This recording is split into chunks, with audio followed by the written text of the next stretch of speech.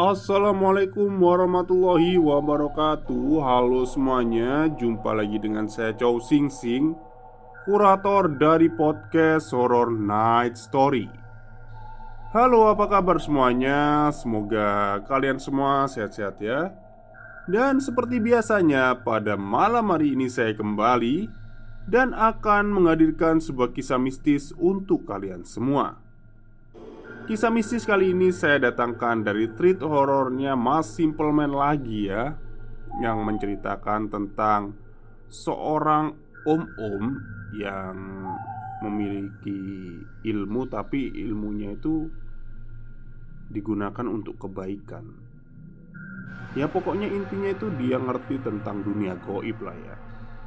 Jadi di sini kalau dinilai ada seremnya ada, cuman lebih ke arah kemanusiawian lah. Oke, daripada kita berlama-lama, mari kita simak ceritanya. Saya sudah tidak bisa menampik. Sepanjang hidup, saya sudah pernah beberapa kali mengalami gangguan gaib yang entah sudah keberapa kali saya alami.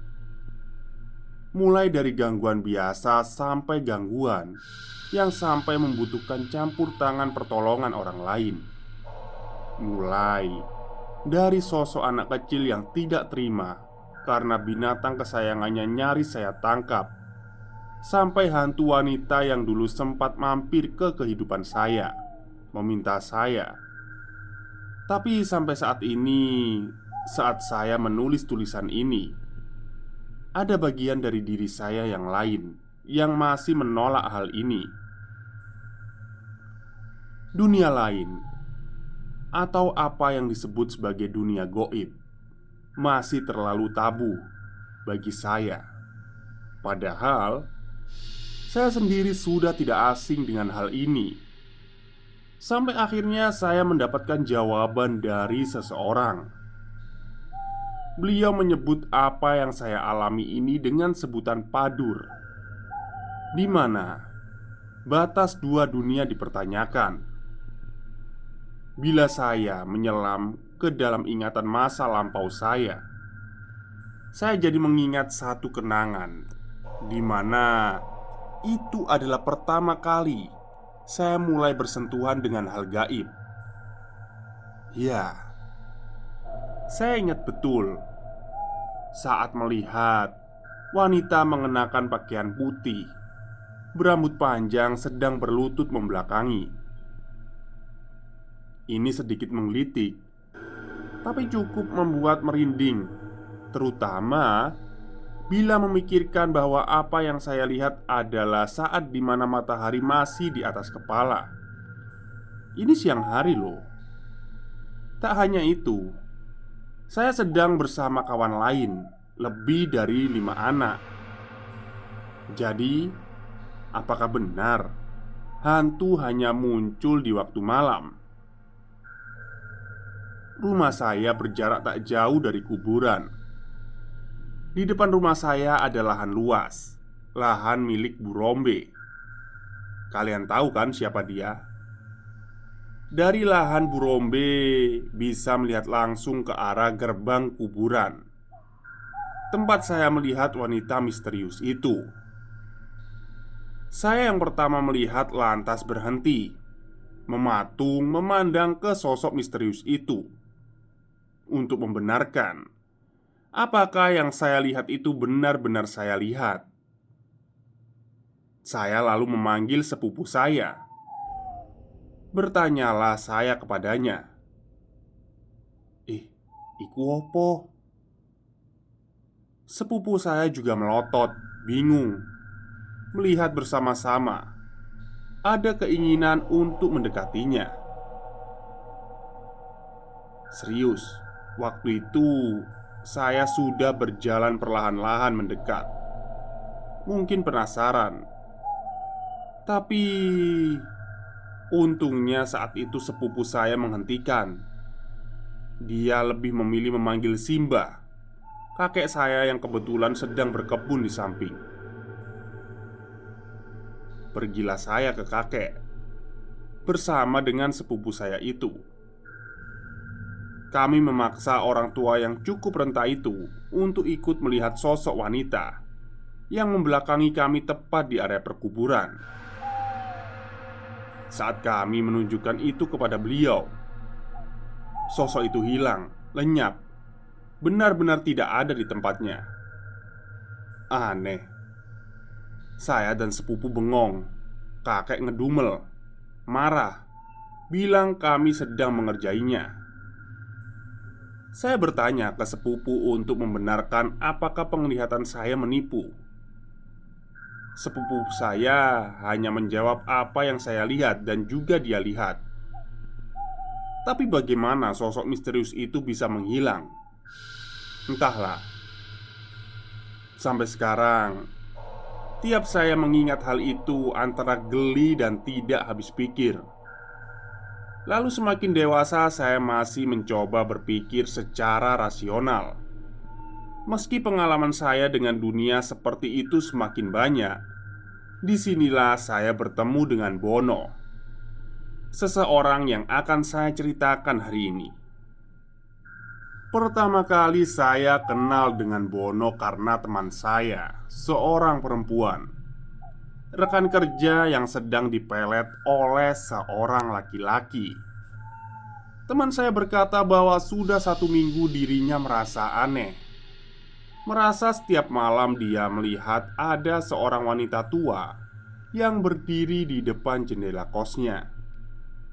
Tidak hanya itu saja, saat dia di kamar mandi terkadang dia merasa diawasi oleh sesuatu.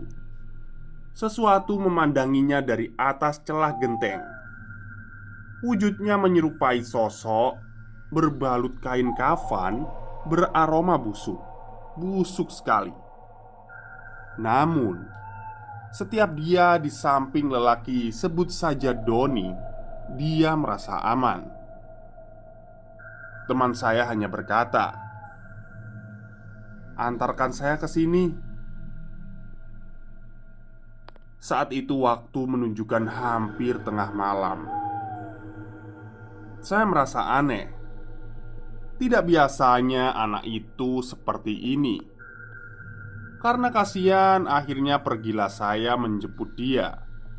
Dan saat sampai di depan kos miliknya, saya melihat dia menangis. Setelah itu dia meminta saya agar segera pergi tanpa memperhatikan apa yang ada di dalam kamarnya. Ya, saya menurut saja. Saat motor mulai melaju, iseng saya melihat ke belakang, di mana pintu kos tidak ditutup olehnya. Di sana, saya melihat ada seseorang berdiri. Itu adalah dia. Wujudnya sama persis.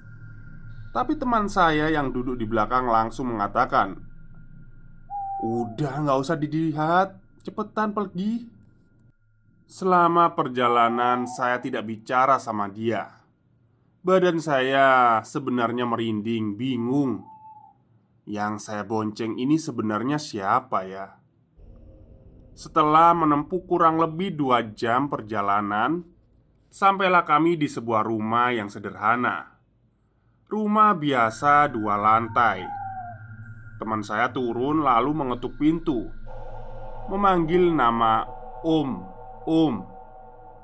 Saya cuma lihat, mencoba mencerna di mana ini sebenarnya. Lalu keluarlah lelaki berkumis tebal paruh baya. Di sini anehnya. Entah bagaimana ceritanya, mungkin teman saya sudah menghubungi sebelumnya lewat WA. Karena lelaki parubaya yang kami temui sepertinya tahu maksud kedatangan kami. Lebih aneh lagi, saat menyuruh kami masuk, di mana dia memanggil nama teman saya. Sebut saja namanya Mita. Orangnya seperti bapak-bapak pada umumnya. Tidak ada yang istimewa dari dirinya. Saya hanya diam mendengarkan, sedangkan Mita mulai menceritakan apa yang terjadi kepadanya. Saat itu dia mulai melakukan gerakan-gerakan seperti di TV. Saya yang melihat waktu itu tertawa. Mungkin saya tidak sopan, tapi saya sudah tidak tahan. Maksud saya, bahkan sampai saat ini, setiap melihat beliau membantu orang, termasuk membantu saya, dengan gerakan-gerakannya itu, saya selalu tidak bisa menahan tawa karena absurd. Tapi anehnya si bapak nggak marah. Beliau tetap melakukannya yang entah apa itu. Lalu dia mulai mengatakan kalau di sekitar tempat kosnya ada yang menanam kain kafan diisi segenggam tanah kuburan, di mana di dalamnya berisi rambutnya Mita. Hal ini membuat lembut mengerumuni tempat tinggalnya saat malam hari. Sosok wanita tua akan memainkan rambutnya, membelai seperti cucunya sendiri. Namun sebenarnya makhluk ini lakukan adalah menyakiti Mita perlahan-lahan, menanam penyakit yang saat ini mulai menyerang tubuhnya. Saya yang mendengar hal ini mulai serius. Bapak ini akhirnya setuju membantu Mita.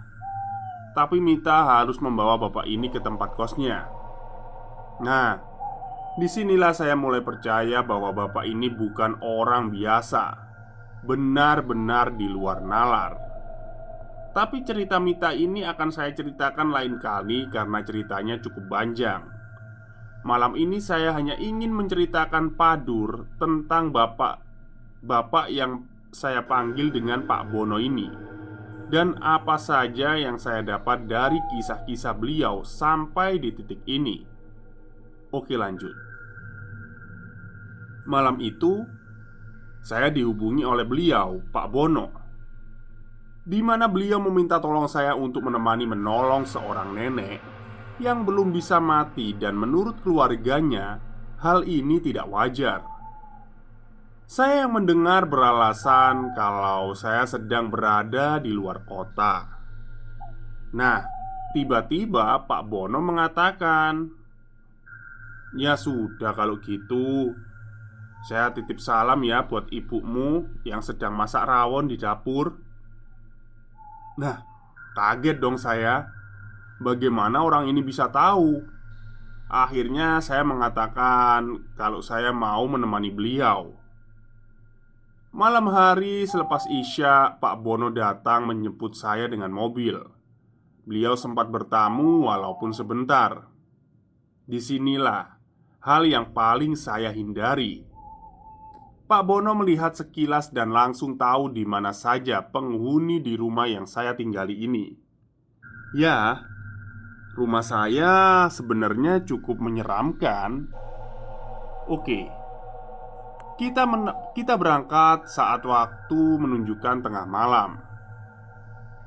Di rumah kawan saya, Pak Bono langsung duduk bertanya perihal nenek yang dia ceritakan. Di sini saya menjadi mengerti seorang seperti Pak Bono mencari tahu informasi hanya butuh namanya saja. Lalu dia tahu semuanya. Semua, bahkan sampai saat si nenek masih muda. Mulai dari sifatnya yang nakal, sampai masa saat dia pernah menikah lebih dari 5 kali. Di sini saya benar-benar merasa kagum, tapi juga ngeri. Bahkan dia tahu makhluk apa yang saat ini ada di samping si nenek. Padahal kami belum masuk ke dalam kamarnya. Di sini juga saya tahu ternyata cara beliau menolong itu menggunakan minyak wangi. Jadi ada 5 jenis minyak wangi yang dia bawa dan semuanya punya nama. Sialnya saya nggak hafal lah, karena bahasanya itu ada bahasa Arab dan bahasa Jawanya. Nah, dari sini kita mulai sedikit serius.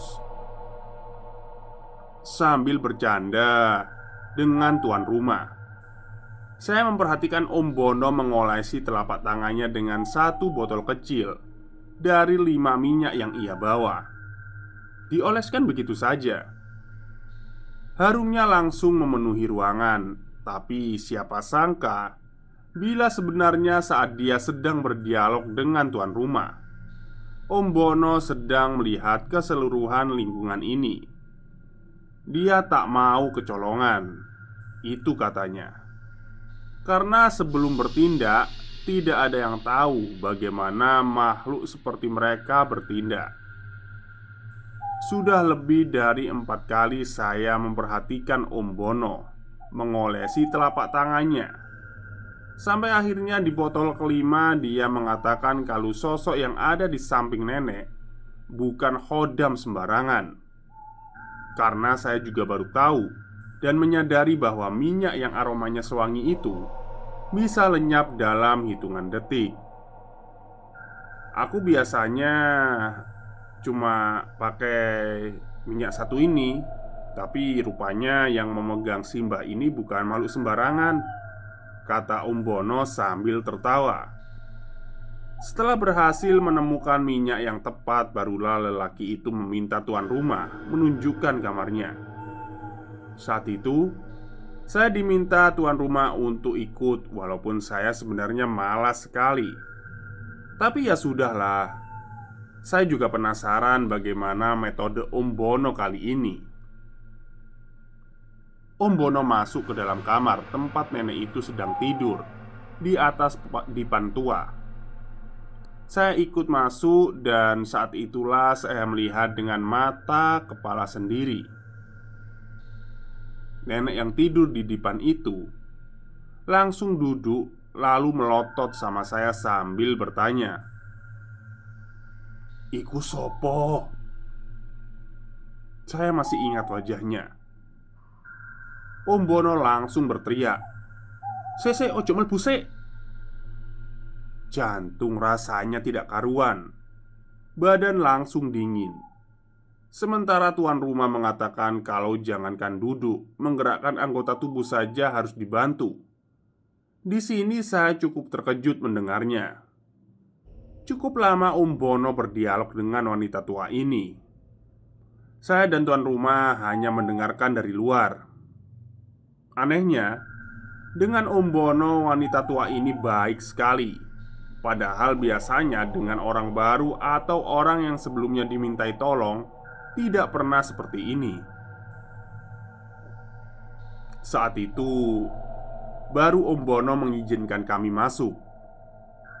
Itulah saat saya bisa melihat tubuh kurus kering wanita tua ini dengan kedua kakinya yang hitam seperti terbakar. Kondisinya benar-benar mengenaskan. Saya sampai tidak tega melihatnya. Wanita tua ini hanya berkata, "Cekein aku. Tolong nak, patenono ae aku. Aku wis ora kuat, ora kuat."